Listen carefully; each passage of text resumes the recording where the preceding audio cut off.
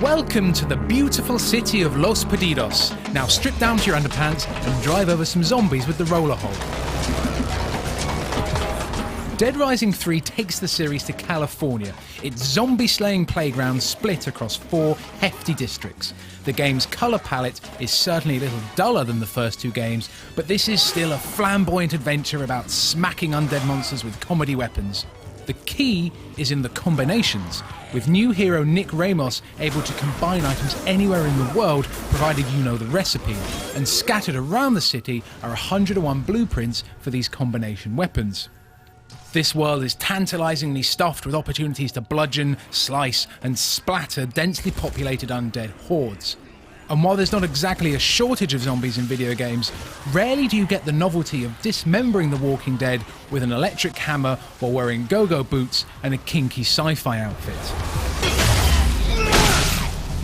These kooky, chaotic weapons are easily the stars of the game, and everyone will have their favourite. There are dozens of cool examples, including combination vehicles.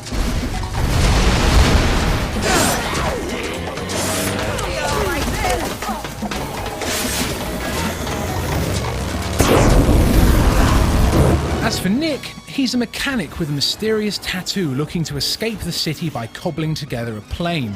While this is a game packed with cutscenes, Dead Rising 3 largely ignores Nick's character arc until later on, where the game reintroduces many of the characters and unanswered narrative threads from previous games. You could probably make more of these out on the road now that you know what you're doing. But the real focus is on its large, varied arsenal and massive body count. With far less of a focus on bringing the city's survivors to safety than in previous games, Dead Rising 3 is all about combat and exploration, with many collectibles scattered around the world. But this does mean some of the series' unique elements have been lost in the process.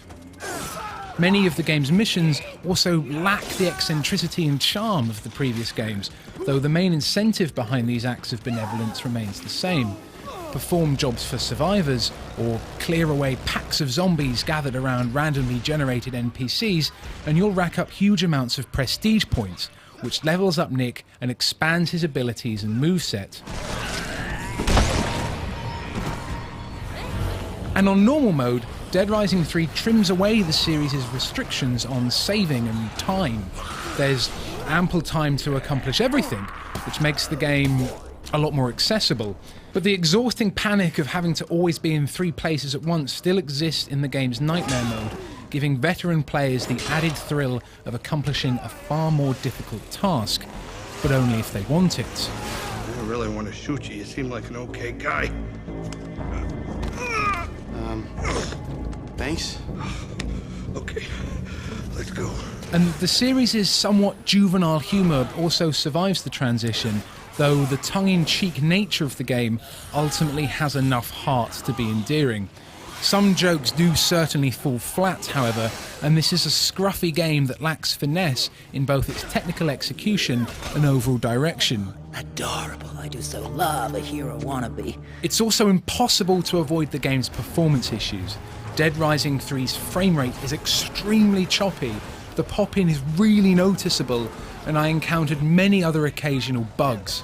The game's audio often cut out. I had survivors getting stuck on scenery, and at one point I fought an enemy whose mohawk kept popping in and out of existence. The incorporation of a batch of ultimately useless Kinect voice commands doesn't exactly improve the experience either. But you'll probably forgive some of these bugs the first time you jump and attack at the same time with a bladed weapon, which slices a zombie in half, before running around gleefully repeating the move for the next 5 minutes. And another player can also jump into the game as Dick for some co-op carnage, with many of the game's vehicles at their best when a second player hops aboard. Dead Rising 3 can be an inconsistent experience, marred by performance issues, and this is very much a game hindered by a lack of mission variety. But I ultimately chose to ignore the game's peculiarities and play Dead Rising 3 in the spirit that I believe it's intended, running around in a shark outfit, shooting zombies with deadly dildos fired from a leaf blower.